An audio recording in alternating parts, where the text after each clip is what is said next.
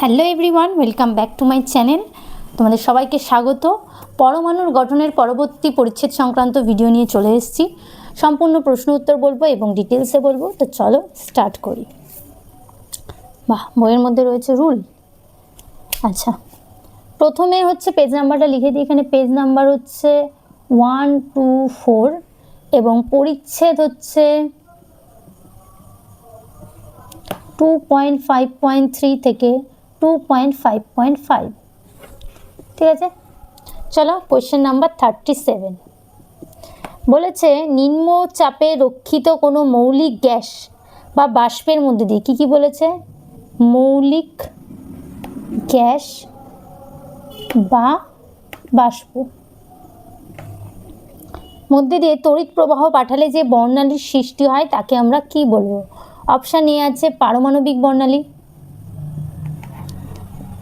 বর্ণালী কথাগুলো লিখছি না। তারপরে আছে রেখা বর্ণালী, লিখেই দিই। সি হচ্ছে নিঃসরণ বর্ণালী, আর ডি হচ্ছে অল। মানে এগুলি যে কোনোটিকেই বলা যাবে। তো আমরা সবার আগে তাহলে আমাদের জানতে হবে যে এইগুলোর সংজ্ঞাটা কি। পারমাণবিক বর্ণালী, রেখা বর্ণালী, নিঃসরণ বর্ণালী, সংজ্ঞাটা যেটা দেওয়া আছে সেটাই, শুধুমাত্র একটা ছোট্ট জিনিস এখানে অ্যাড করব যে এটা শুধুমাত্র মৌলিক গ্যাস বা বাষ্প নয়, যে কোনো স্বপ্রভ আলোর উৎসও হতে পারে। এছাড়া মৌলিক গ্যাস বা বাষ্পও হতে পারে।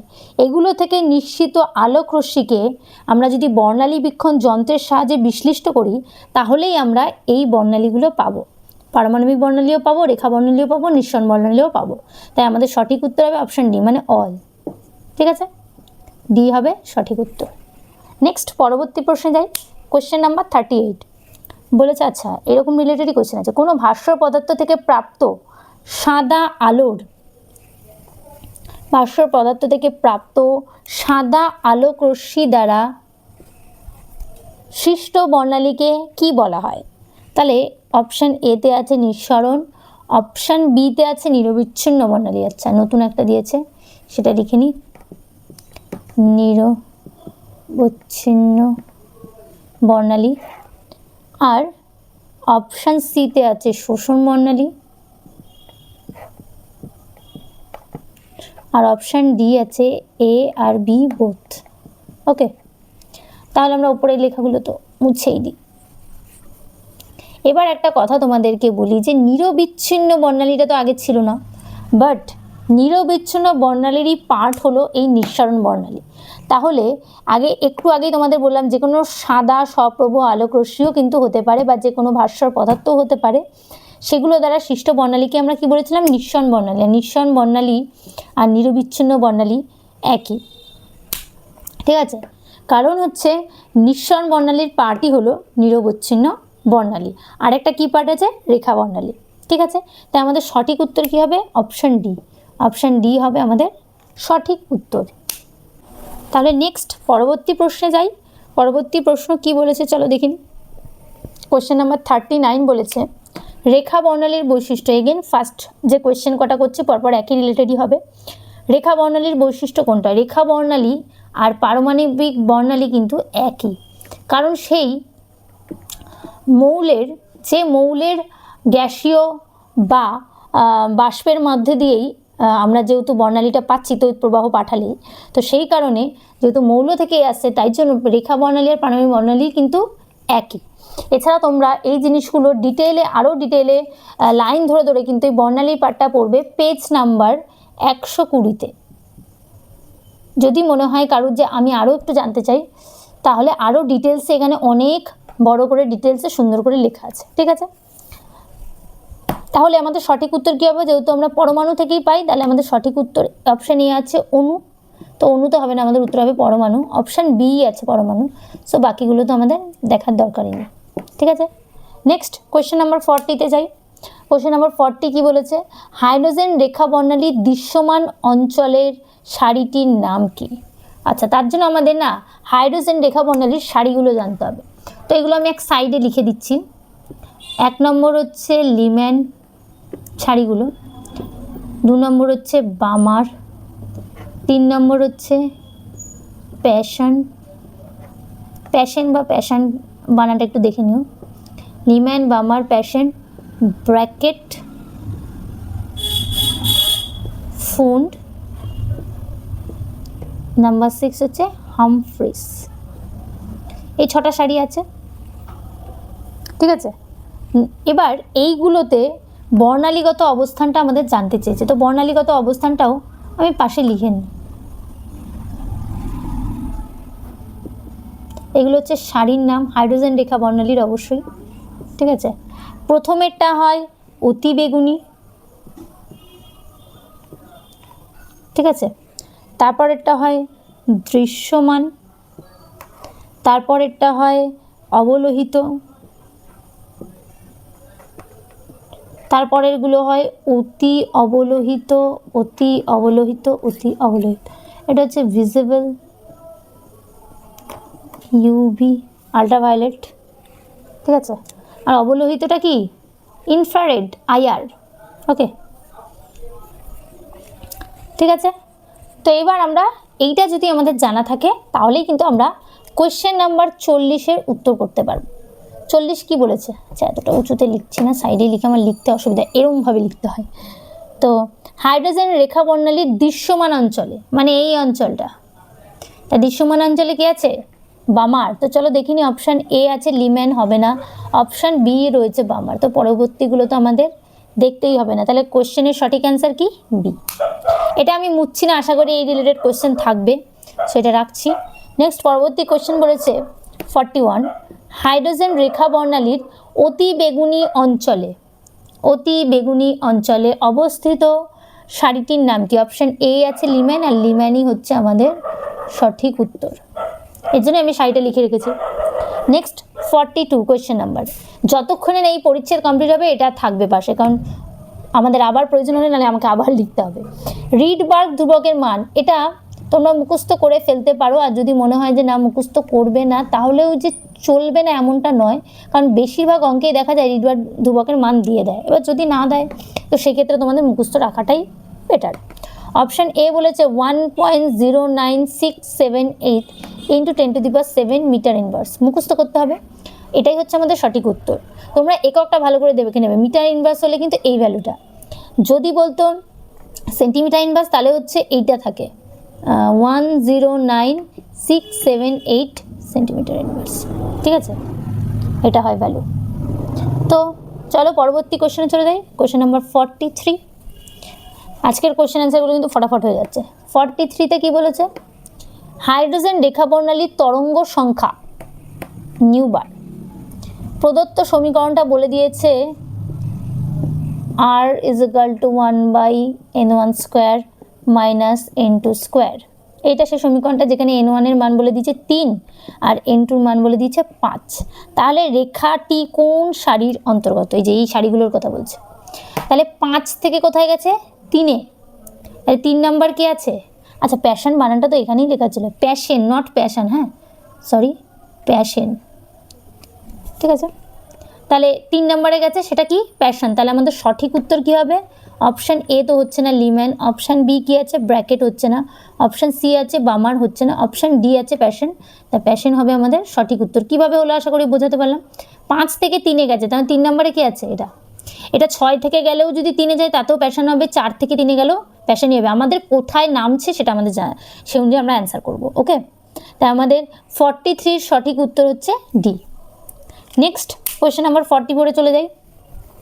কোয়েশ্চেন নাম্বার 44 কি বলেছে চলো দেখিনি। বলেছে সেম কোয়েশ্চেন, আর লিখছি না, n1 = 2 আর n2 এর মান বলে দিয়েছে 5। তাহলে 5 থেকে 3-এ যাচ্ছে, এটার উত্তর আশা করি তোমরা অলরেডি জেনে গেছো, করে ফেলেছো, তো ঝট করে লিখে ফেলো। কী হবে উত্তর? বামার। এবার আমরা ডিরেক্ট দেখবো অপশানটা কোন অপশান এতেই আছে, বাহ, ঠিক আছে। তাহলে কোয়েশ্চেন নাম্বার 44-এর উত্তর হচ্ছে অপশান এ।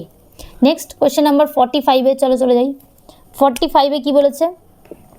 হাইড্রোজেন পরমাণুর কোন বর্ণালী সারিক্ষেত্রে নিম্নলিখিত প্রদত্ত বর্ণালীগত অবস্থান সঠিক নয়? কি জানতে চাইছে? ফলস, ঠিক আছে, যেটা ফলস সেটাই আমাদের সঠিক উত্তর। তাহলে অপশান এ বলেছে লিম্যানের সাথে অতি বেগুনি, লিম্যানের সাথে বলেছে অতি বেগুনি। তোমরা পাশেই সিরিজটা দেখতে পাচ্ছ, কথাটা ট্রু, তাহলে ট্রুটা তো আমার জানতে চাইনি, জানতে চাইছে কোনটা ফলস। বামার হচ্ছে দৃশ্যমান, বাহ তাই দেখতে পাচ্ছি, তাহলে এটাও ট্রু, তাহলে এটাও আমাদের সঠিক উত্তর হবে না। সি কি বলেছে, প্যাশনও আবার দৃশ্যমান বলছে, তাহলে প্যাশন কি দৃশ্যমান, প্যাশন কি দেখেছি আমরা আইআর, তাহলে এটা সঠিক উত্তর, কারণ এটা ফলস, আর যেটা ফলস সেটাই আমাদের সঠিক উত্তর। নেক্সট কোয়েশ্চেন নাম্বার 46-এ যাব, 45-এর হয়ে গেল সি, 46-এ যাব।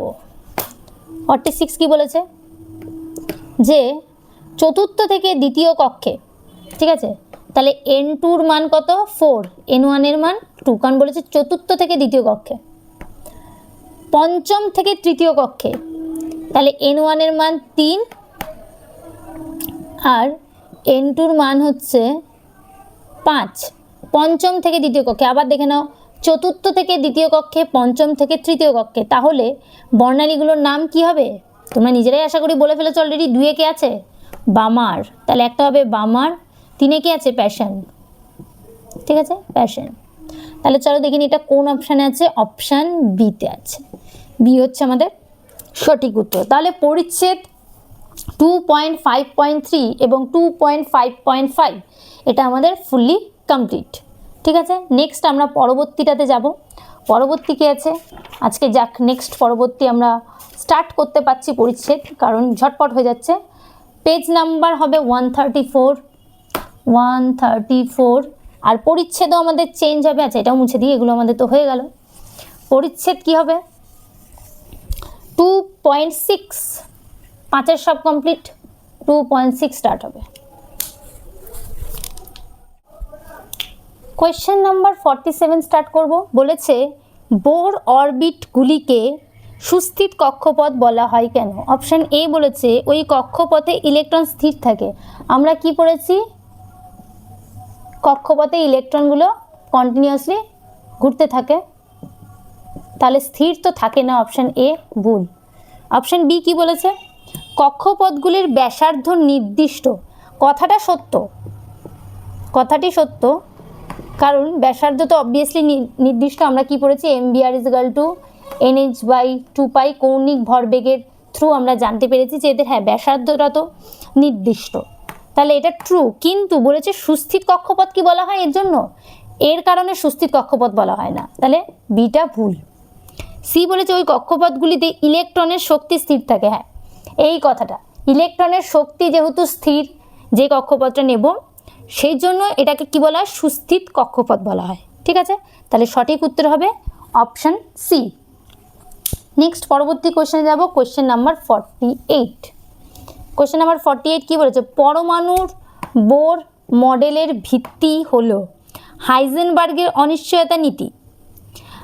পরমাণুর বোর মডেল যখন এসছে তখন কিন্তু আমরা এইটুকুই, বোর মডেলটা কিসের মাধ্যমে এসছে, প্ল্যাঙ্কের কোয়ান্টাম তত্ত্ব, প্ল্যাঙ্কের কোয়ান্টাম তত্ত্ব থেকে কিন্তু আমরা জানতে পেরেছি। কারণ তখনও অবধিও আমরা এটাই জানি যে ইলেকট্রন কেবলমাত্র কণা, ঠিক আছে, বাকি আর কোনো তথ্য কিন্তু আমরা তখন অবধি জানতাম না বোর মডেল অবধি। সেই কারণে আমাদের এ তো হচ্ছেই না হাইজেনবার্গ, কারণ হাইজেনবার্গ যখন বলবে তার আগে আমরা জানতে পেরে যাব যে ইলেকট্রনের হচ্ছে একটি কণা এবং তরঙ্গ, তো এ তো হচ্ছে না। আর অপশন বি আছে প্ল্যাঙ্কের কোয়ান্টাম তত্ত্ব, so option B is the correct answer. Next question number 49-এ যাব। কোয়েশ্চেন নাম্বার 49 কি বলেছে, বোর তত্ত্বে নিচের গুলির মধ্যে কোনটির প্রকৃতি বিচ্ছিন্ন। বাহ ভালো কোয়েশ্চেন। অপশন এ আছে স্থিতিশক্তি, অপশন বি আছে গতিশক্তি, অপশন সি আছে গতিবেগ, আর অপশন ডি আছে কৌণিক ভরবেগ। এটা আমি একটা এক্সাম্পল দিয়ে তোমাদের বোঝাবো, mvr = nh/2π। অবভিয়াসলি আমাদের সঠিক উত্তর কৌণিক ভরবেগ, এগুলো নয়, স্থিতিশক্তি, গতিশক্তি, গতিবেগ, কারণ এগুলোর ভ্যালু আমরা পয়েন্টে পেতে পারি, কিন্তু কৌণিক ভরবেগ মানে n এর ভ্যালু কখনোই কিন্তু আমরা পয়েন্টে পাই না। কি বলবো জিনিসটা, যে সবার ফার্স্টে বিজ্ঞানী নিলস বোর, ডিটেলসে আসি একটু, এটা তোমাদের সঠিক উত্তর জানার জন্য একটু ভালো করে বুঝতে হবে। নিলস বোর কি বলে, যে একটি পরমাণুর ইলেকট্রন নিউক্লিয়াসকে কেন্দ্র করে ঘুরতে থাকে। আমি সব কক্ষপথ আঁকছি না, জাস্ট বোঝানোর জন্য বলছি। এবং যে কোনো কক্ষপথে কিন্তু ঘুরতে পারে না, মানে কি বলতে চাইছে? আরও একটা কক্ষপথ আঁকলাম, মানে কি বললাম আমি? পরমাণুর ইলেকট্রন নিউক্লিয়াসকে কেন্দ্র করে যে কোনো কক্ষপথে কিন্তু ঘুরতে পারে না, নির্দিষ্ট কক্ষপথে করে। মানে এই যে এই কক্ষপথগুলোতে কিন্তু ঘোরা সম্ভব, কিন্তু এই কক্ষপথের এই যে মাঝের যদি আমি কোনো একটা জায়গায় বলি ইলেকট্রন আছে কি না, সেটা কিন্তু নেই। ঠিক আছে? তাই যে কোনো একটা নির্দিষ্ট কক্ষপথে ঘুরতে হবে, যে কোনো জায়গায় এরা ঘুরতে পারে না। এবং ইলেকট্রন কেবল সেই কক্ষপথে আবর্তন করে, এটাও আমরা পড়েছি বোরের প্রথম সূত্র থেকে, যে ইলেকট্রন কেবল সেই সব কক্ষপথে আবর্তন করতে পারে যেখানে কৌণিক ভরবেগ মানে mvr = h/2π এর গুণিতক হবে। সুতরাং mvr = কি হয়? nh/2π। কারণ এনটা কি এখানে? এনটা হচ্ছে প্রিন্সিপাল কোয়ান্টাম নাম্বার বা মুখ্য কোয়ান্টাম নাম্বার, মুখ্য কোয়ান্টাম সংখ্যা। ঠিক আছে, বাংলায় হচ্ছে মুখ্য কোয়ান্টাম সংখ্যা। যেহেতু এন এর মান আমরা কি জানি 1 2 3 ডট ডট ডট, কিন্তু কখনো কি আমরা বলেছি এন এর মান 1.5 2.5 3.5? এটা কিন্তু পসিবল নয়, এই জিনিসটাই পসিবল নয়। তো সেই কারণে বলছে যে বিচ্ছিন্ন কথাটার অর্থ কি? বিচ্ছিন্ন মানে হচ্ছে, আমি একটা এক্সাম্পল দিয়ে বলি তাহলে হয়তো তোমাদের আরও ভালো মনে থাকবে, যে আমরা যখন সিঁড়ি, আমি জানি না আমি সিঁড়ি কতটা ভালো আঁকতে পারবো, ঠিক আছে, ধরে নাও এটা সিঁড়ি। ঠিক আছে, তো সিঁড়িতে যদি আমি বলি তুমি 1 নম্বর সিঁড়িতে থাকো, 2 নম্বর 3 নম্বর, সেটা কিন্তু পসিবল। আমি যদি বলি সিঁড়ির মাঝখানটায় দাঁড়াও, সেটা কি সম্ভব? মাঝখানে মানে এই যে এই লেয়ারগুলো যেটা হয় এইদিকে, একটা ওপরের ধাপ, একটা নিচের ধাপ, আর একটা নিচের ধাপ, কিন্তু আমি যদি এই বরাবর যে ইয়েটা থাকে সেটাতে যদি দাঁড়াতে বলি, সেটা কি সম্ভব? সম্ভব না কিন্তু। ঠিক তেমনিভাবে এগুলোরও পয়েন্টে আসা সম্ভব নয়, যে কোনো একটা ফিক্সড কক্ষপথে ঘুরতে হবে, মাঝের যে কোনো জায়গায় ঘুরতে পারবে না। তার কারণ কি? কৌণিক ভরবেগ। এবং এটা কেন বিচ্ছিন্ন বলেছে? কারণ বিচ্ছিন্ন মানে কি? কোয়ান্টাইজড, ইংলিশে কি কোয়ান্টাইজড বা কোয়ান্টাইজেশন এরকম। ঠিক আছে, তো বিচ্ছিন্ন মানে হচ্ছে এদের স্পেসিফিক একটা নির্দিষ্ট জায়গায় থাকতে হবে, মাঝ বরাবর থাকা যাবে না, এই জন্য এটাকে বলা হয় বিচ্ছিন্ন। ঠিক আছে, আর আমি যদি আরও একটা এক্সাম্পল তোমাদেরকে দিই, যে বইয়ে যে এক্সাম্পলটা দেওয়া আছে সেটার কথা বলছি। মইয়ের তো একটা স্পেসিফিক এরকম থাকে, তো মই, এটা আমি কতটা ভালো আঁকতে পারবো জানি না, মইয়ের যে ল্যাডারগুলো। ঠিক আছে, তো তোমরা কোথায় দাঁড়াতে পারবে? হয় এখানে পা দেবে অথবা এখানে, মাঝ বরাবর তো পা দিয়ে উঠতে পারবে না। তো সেটাই হচ্ছে এখানে ব্যাপারটা। তাই এগুলোকে বলে বিচ্ছিন্ন, মানে স্পেসিফিক একটা জায়গায় তোমাকে দাঁড়াতে হবে, যে কোনো জায়গায় তুমি দাঁড়াতে পারো না। সেই জন্য সেটা হয় কৌণিক ভরবেগের ক্ষেত্রে। কিন্তু স্থিতিশক্তি, গতিশক্তি, গতিবেগ এগুলো কিন্তু আমরা পয়েন্টে পাই বা যে কোনো জায়গায় আমরা পাই, সেই কারণে এটা আমাদের সঠিক উত্তর নয়। সঠিক উত্তর হচ্ছে অপশান ডি। ওকে, নেক্সট পরবর্তী কোয়েশ্চেনে যাই, কোয়েশ্চেন নাম্বার 50। আশা করি তোমরা এটা বুঝতে পারলে। যদি মনে হয় যে আরেকবার দেখবে, তো ভিডিওটা আরেকটু পজ করে আবার ব্যাক করে দেখে নিও। ঠিক আছে, কোয়েশ্চেন নাম্বার 50 কি বলেছে? যে কোনো পরমাণুতে উপস্থিত ইলেকট্রনের মোট শক্তি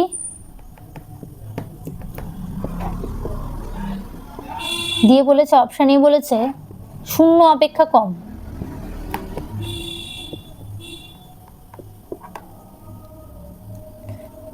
অপশান এই তো সঠিক, আমার তো পরের অপশানগুলোতে যাওয়ার দরকার নেই, তবুও আমি এক্সপ্লেন করে দিচ্ছি। ধরো একটা ইলেকট্রন অসীমে যাবে। ঠিক আছে, ধরো এই জায়গাটায় বা আরও একদম বোর্ডের শেষ প্রান্তে অসীম দূরত্বে ইলেকট্রনটা যখন যাবে, তখন অনেকটা এনার্জি ওর মধ্যে আছে। ঠিক আছে, অসীম দূরত্বে থাকা ইলেকট্রনের শক্তিকে যদি আমি 0 ধরি, ঠিক আছে, তাহলে কি হবে? মুক্ত ইলেকট্রনটা যখন আবার নিউক্লিয়াসের যখন কাছে আসবে, অসীম থেকে যখন আবার ফিরবে কক্ষপথটায়, ঠিক আছে, যখন ফিরবে তখন কি করে? সে কিছুটা পরিমাণ এনার্জি, শক্তি রিলিজ করে, তাই তো? এবং সেই শক্তির মানটা কী হবে? তখন যে এনার্জি ছিল তার থেকে কম হবে। তো এটা যদি আমি 0 ধরি, তার থেকে তো এটা কম, তার জন্য এর ভ্যালু কী হয়? নেগেটিভে হয়। ওকে, এছাড়াও আমরা আরেকটা জিনিস আমরা পড়েছি, E = -13.6 Z² by n² electron volt. ঠিক আছে, তার মানে যদি কোনো ইলেকট্রনের মোট শক্তি 0 বা তার বেশি হয়, তাহলে কি ইলেকট্রনটা পরমাণুর সাথে আবদ্ধ থাকবে? পরমাণুর সাথে আর আবদ্ধ থাকতে পারবে না, বরং পরমাণু থেকে ছিটকে বেরিয়ে যাবে। তো সেই কারণে আমাদের সবসময় কী হয়? ভ্যালু 0 অপেক্ষা কম হয়। ঠিক আছে, নেক্সট পরবর্তী কোয়েশ্চেন যাই, কোয়েশ্চেন নাম্বার 51। ও আচ্ছা, এটা সঠিক উত্তর অপশন এ হলো। কোয়েশ্চেন নাম্বার 51 কি বলেছে? নিচের গুলির মধ্যে কোনটির আবির্ভাবের ফলে বোরের পারমাণবিক মডেলের ব্যর্থতা? বোরের পারমাণবিক মডেল একটু আগে ডিটেলসে বলেছি কোয়েশ্চেন নাম্বার 48-এ, মডেল সম্পর্কে একটু আগে ডিটেলসে বলেছি কোয়েশ্চেন নাম্বার 48-এ, ঠিক আছে? তো এখানে তাই জন্য আর বেশি ডিটেলসে যাব না। ব্যর্থ হয় প্ল্যাঙ্কের কোয়ান্টাম তত্ত্ব? না, প্ল্যাঙ্কের কোয়ান্টাম তত্ত্বের মাধ্যমেই বোরের পারমাণবিক মডেল আসে। তাহলে কি এটা হবে? এটা তো অবভিয়াসলি হবে না। নেক্সট বলেছে তড়িৎ চুম্বকীয় তরঙ্গ তত্ত্ব। এটাও হবে না, কারণ এটা তো মডেলের ব্যর্থতা, ঠিক আছে? কারণ আমাদের কি বলেছে, আমরা জানি প্ল্যাঙ্কের কোয়ান্টাম তত্ত্বের মাধ্যমেই তো এই তড়িৎ চুম্বকীয় তরঙ্গ তত্ত্ব এই জিনিসগুলো এসছে। তাই অপশান সি কি বলেছে? হাইজেনবার্গ। অলরেডি এটার উত্তর আমি কোয়েশ্চেন নাম্বার 48-এ বলে দিয়েছি, তবু আরেকবার বলছি। হাইজেনবার্গের অনিশ্চয়তা নীতিটাই হবে আমাদের সঠিক উত্তর। কেন? কারণ হচ্ছে আমরা কি বলেছিলাম, হাইজেনবার্গ বলেছে যে কোনো ইলেকট্রনের অবস্থান এবং বেগ দুটো একসাথে একই মুহূর্তে নির্ণয় করা সম্ভব নয়। তাহলে সেটা তো এসছে আগে, তার আগে আমাদের কি জানতে হবে যে ইলেকট্রনটা একটা তরঙ্গ এবং কণা, ঠিক আছে? তো সেটা তো বোরের পারমাণবিক মডেলের মাধ্যমে আমরা জানতে পাইনি। বোরের পারমাণবিক মডেলের মাধ্যমে আমরা শুধু এইটুকু জানতে পেরেছি যে এটা একটা কণা মাত্র, ঠিক আছে? আমরা কিন্তু এখন অবধি জানতে পাইনি তরঙ্গও এটা। তো সেই কারণে আমাদের সঠিক উত্তর কী হবে? Option C. নেক্সট পরবর্তী কোশ্চেনে যাই, কোশ্চেন নাম্বার 52। কোশ্চেন নাম্বার 52 কী বলেছে চলো দেখিনি। একটি ইলেকট্রনের, সেই আগের কোশ্চেন, আবারও আমাকে এটা বলতে হবে, ইলেকট্রনের N3 থেকে N2 শক্তি স্তরে অবতরণের ফলে N3 থেকে N2-তে যাচ্ছে, সৃষ্ট রেখা বর্ণালীর অবস্থান কী হবে? আমরা জানি 2 নম্বরে কে ছিল? প্রথমে ছিল লিম্যান, তারপরে ছিল বামার। এটা 2, এটা 1, তার মানে 2 নম্বরে কে আছে? বামার, ঠিক আছে? এবার বলেছে এর কোথায় গেল? সৃষ্ট রেখা বর্ণালীর অবস্থান। তাহলে প্রথমে আমরা কি পড়েছিলাম? আচ্ছা ঘটি গরম চলে এসেছে, আমার মনটা একটু ডাইভার্ট হয়ে গেছে, যেটা হয় ছোটোবেলায় আমরা যেটা করতাম। প্রথমে কি হয়? আমরা কি পড়েছি? অতি বেগুনি। তারপরে আমরা কি পড়েছি? ভিজিবল, মানে দৃশ্যমান, ঠিক আছে? তাহলে আমাদের বামার শ্রেণীতে যাচ্ছে, তাহলে এটা কি হবে? ভিজিবল আমাদের উত্তর, মানে দৃশ্যমান। তাহলে চলো দেখিনি এটা কোন অপশানে আছে? Option C. তাহলে অপশান সি হবে আমাদের সঠিক উত্তর। 52 কোয়েশ্চেন নাম্বার সি হচ্ছে আমাদের সঠিক উত্তর। পরবর্তী কোয়েশ্চেনগুলো আমি পরবর্তী ভিডিওতে আপলোড করব। আজকে এখানেই শেষ করছি ভিডিওটা, কারণ ভিডিওটা অলরেডি অনেকটাই বড় হয়ে গেছে। সো তোমাদের যদি মনে হয় যে তোমরা অন্য কোনো চ্যাপ্টারের কোয়েশ্চেন অ্যান্সার জানতে চাও, বা অন্য কোনো প্রশ্ন উত্তর তোমরা করতে চাইছো এই বইয়ের নয় অন্য কোনো বইয়ের, বা তোমরা যদি মনে করো যে না আমি এই বইয়েরই পেছনের দিকের কিছু প্রশ্ন উত্তর করতে চাই, তোমরা অবশ্যই কমেন্ট করো। তোমরা যেটা চাইবে আমি সেটারই প্রশ্ন উত্তর ভিডিও তোমাদের সাথে শেয়ার করব। এছাড়া তোমরা যদি মনে করো না আমি কিছু কোয়েশ্চেন আমার আটকেছে করতে গিয়ে সেগুলোর অ্যান্সার চাইছি, তাহলে আমাকে টেলিগ্রামে তোমরা ফটোটা পাঠাবে, আমি সেটার সলভ করে তোমাদের সাথে সেটার ভিডিও শেয়ার করব। তাহলে সেটার জন্য কমেন্ট করতে হবে। আজকের মতো এখানেই শেষ করছি, টাটা।